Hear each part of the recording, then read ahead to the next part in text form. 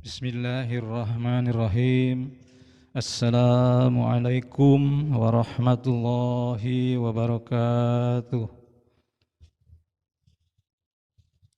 Innal hamdalillah nahmaduhu wa nasta'inuhu wa nastaghfiruh wa na'udzu billahi min syururi anfusina wa min sayyiati a'malina may yahdihillahu fala mudhillalah wa may yudhlil fala hadiyalah. Asyhadu an la ilaha illallah wa asyhadu anna Muhammadan abduhu wa rasuluh.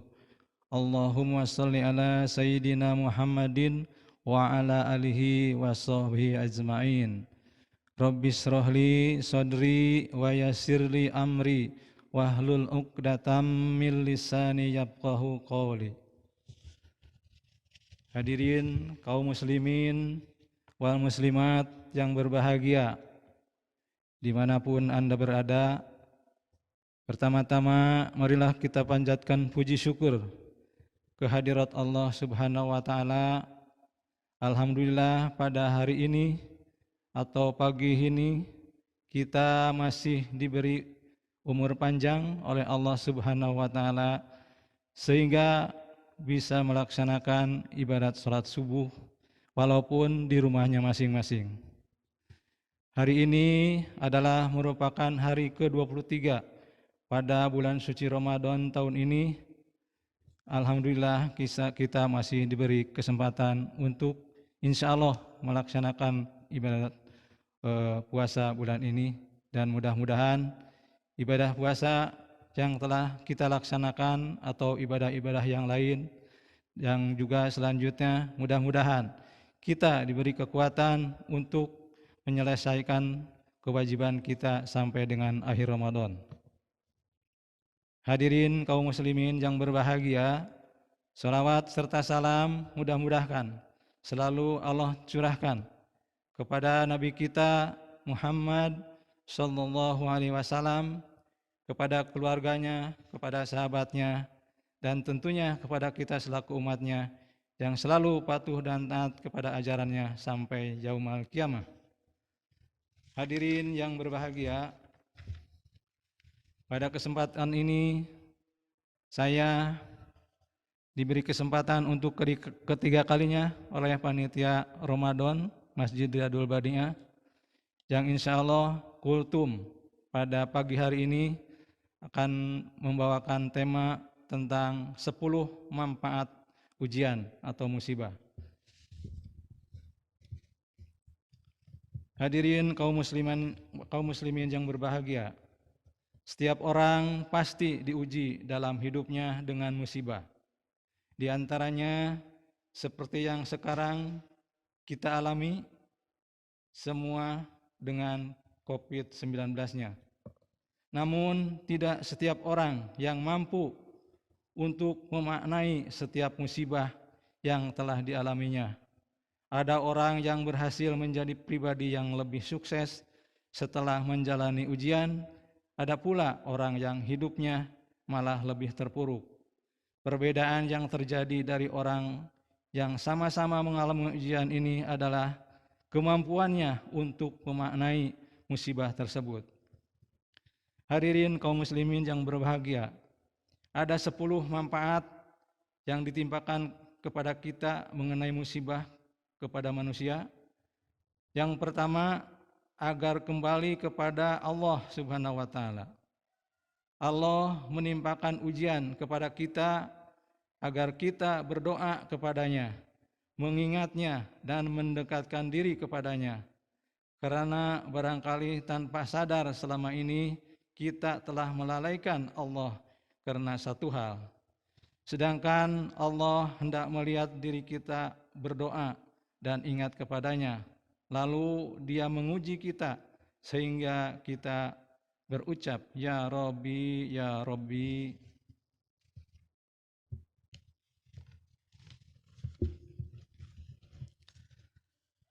Adapun yang kedua, agar orang yang diuji beristighfar. Ini merupakan manfaat yang sangat agung, sebab seorang dari kita Sebab seorang dari kita tertimpa musibah, ia akan memohon ampunan kepada Allah atas dosa-dosa yang selama ini ia perbuat, yang barangkali karena dosa-dosa itulah ia ditimpa ujian. Betapapun banyaknya dosa-dosa kita, ampunan Allah jauh lebih besar dan agung. Istighfar adalah ibadah yang ringan dan mudah.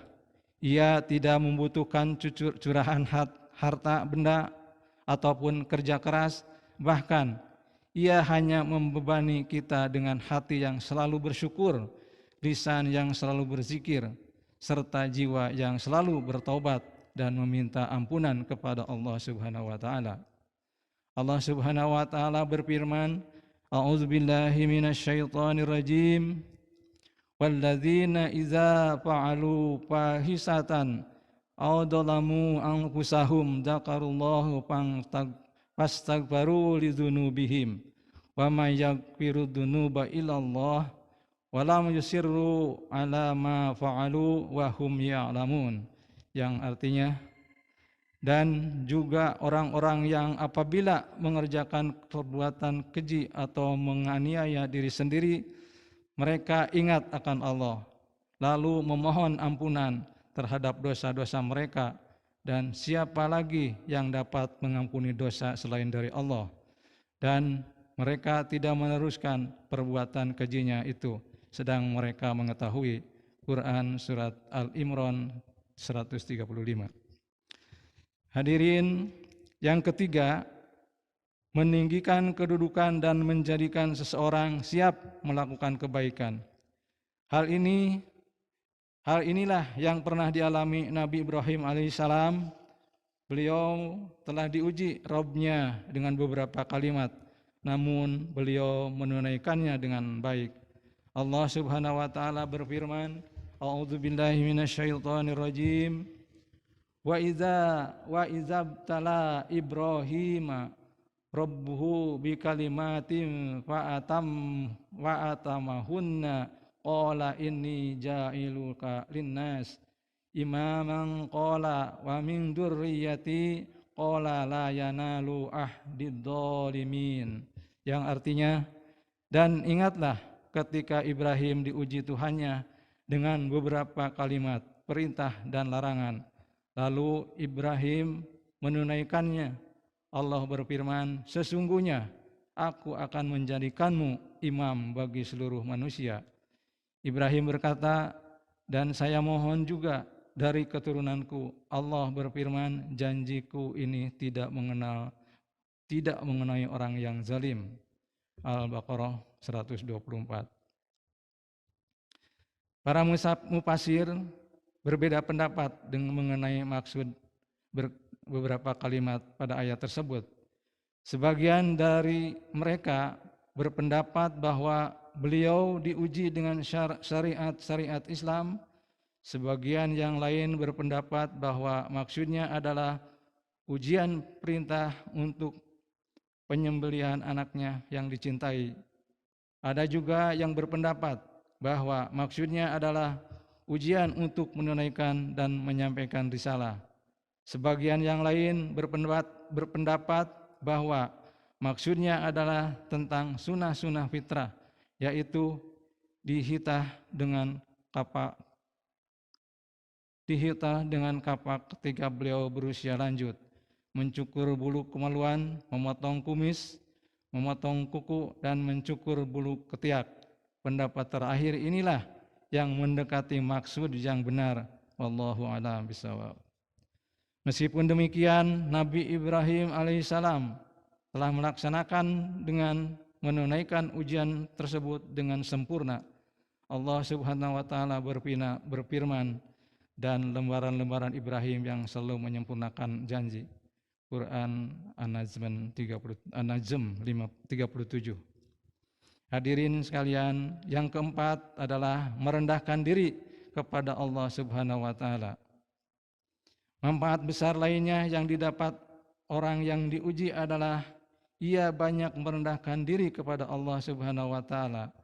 Hal ini tidak dapat dirasakan oleh orang yang tidak diuji olehnya.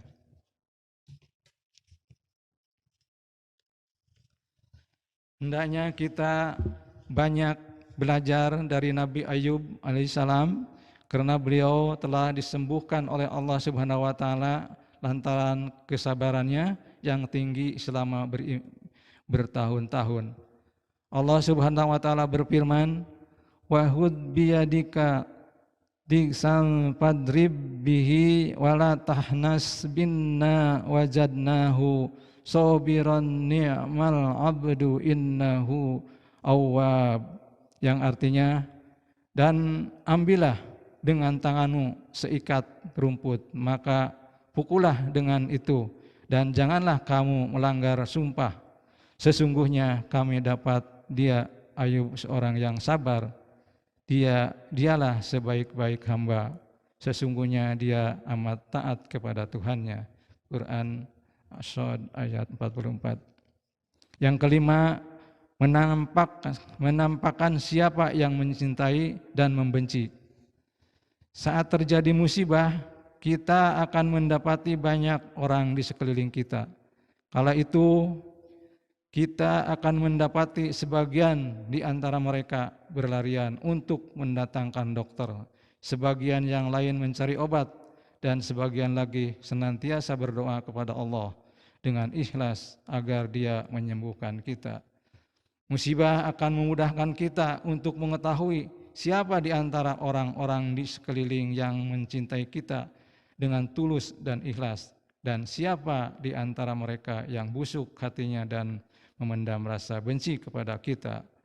Hadirin kaum muslimin yang berbahagia. Yang keenam adalah merasakan nikmat Allah Subhanahu wa taala. Kita tidak akan merasakan nikmatnya kemenangan kecuali jika kita pernah mengalami pahitnya kekalahan. Kita tak mungkin dapat merasakan nikmatnya mata kecuali jika kedua mata kita pernah sakit. Kita tak mungkin merasakan nikmatnya kaki jika kaki kita belum pernah terpotong atau lumpuh. Kita harus menggunakan nikmat-nikmat Allah yang diberikan kepada kita dalam kebaikan dan tidak menggunakan untuk bermaksiat kepadanya. Kita juga harus bersyukur kepada Allah yang telah memberikan keselamatan kepada kita dari segala bentuk cobaan. Dengan begitu berarti kita telah melaksanakan rasa syukur terhadap nikmat tersebut. Adapun yang ketujuh, membaca Al-Quran dan memahami sebagian maknanya. Ketika seorang dari kita tertimpa musibah, biasanya kita akan bersahabat dengan Al-Quran dan membacanya dengan penuh kecintaan. Dan barangkali hatinya akan benar-benar menguasai bacaannya sehingga bacaan tersebut memberikan suatu pengaruh yang menakjubkan pada dirinya. Selain itu, bacaan tadi juga membuat hatinya tenang, damai, dan tentram, serta melalaikannya dari ujian yang menimpanya. Yang kedelapan, menghapus kesalahan dan dosa. Tidaklah seorang mukmin tertimpa gangguan sebesar duri dan yang lebih besar lagi, melainkan dengannya Allah akan menghapuskan dosa-dosanya sebagaimana pohon menggugurkan dedaunannya. Hadis riwayat Bukhari. Betapa bahagianya kita mendengar sabda Nabi Shallallahu Alaihi Wasallam ini, karena setiap ujian yang menimpa kita akan merontokkan dosa dan kesalahan kita. Tak salah jika ketika ditanya mengenai 3 perkara terindah yang paling dicintai, Abu Dzar Al-Ghifari menjawab, lapar, sakit, dan mati. Ketika ditanya lagi, mengapa begitu? Maka ia menjawab, jika aku lapar, hatiku menjadi lembut. Jika aku sakit, dosaku menjadi ringan. Dan jika aku mati, aku berjumpa dengan Robku. Hadirin kaum muslimin yang berbahagia, yang kesembilan, mewujudkan tauhid yang sempurna kepada Allah Subhanahu wa taala.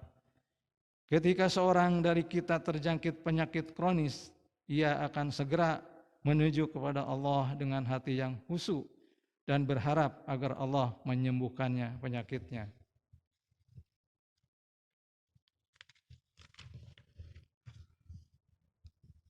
Utsman bin Abu Al-As pernah mendatangi Rasulullah Shallallahu Alaihi Wasallam seraya berkata, aku tertimpa suatu penyakit yang hampir membinasakanku. Maka Rasulullah Shallallahu Alaihi Wasallam bersabda, peganglah ia tubuh yang sakit dengan tangan kananmu sebanyak 7 kali dan mengucap, A'udzubillah, a'udzu bizzatillah wa qudrati min syarri ma ajidu wa uhaziru. Aku berlindung dengan kemuliaan Allah dan kekuasaannya dari kejahatan sesuatu yang aku jumpai dan aku takuti. Lalu aku mengerjakan hal tersebut sehingga Allah menghilangkan penyakit yang telah menimpaku. Setelah itu aku senantiasa memerintahkan keluargaku dengan hal tersebut. Hadis riwayat Ahmad dan Tirmizi. Yang terakhir atau yang ke-10 adalah mendekatkan diri kepada Allah dan istiqomah sampai mati. Musibah yang ditimpakan Allah kepada kita akan menyebabkan kita semakin mendekatkan diri kepadanya dan istiqomah di jalannya. Kita harus waspada agar tidak terperdaya dengan ujian yang menimpa kita. Betapa banyak para sahabat yang mendapatkan ujian sangat berat, namun semua itu tidak melunturkan semangat juang mereka. Bahkan mereka semakin mendekatkan diri kepada Allah dan istiqomah di jalannya. Untuk ini mungkin merupakan pelajaran bagi kita, di mana pada saat ini kita telah diberi musibah secara nasional ataupun secara internasional, yaitu dengan COVID-19-nya. Untuk itu marilah kita selalu beristiqomah kepada Allah Subhanahu wa taala dan bersabar menghadapi hal ini. Mudah-mudahan COVID-19 ini segera berakhir di negara kita khususnya. Amin ya Allah rabbal alamin. Dengan selalu mengingat 10 manfaat tersebut, maka kita pasti tidak akan berkeluh kesah atau mengumpat takdir saat ujian Allah datang. Itulah rupanya yang dapat kami sampaikan. Mudah-mudahan ada guna dan manfaatnya, khususnya bagi diri saya sendiri dan umumnya bagi hadirin sekalian. Mohon maaf apabila hal ini ada yang kurang berkenan kepada Bapak Ibu sekalian. Billahi taufiq wal hidayah. Wassalamualaikum warahmatullahi wabarakatuh.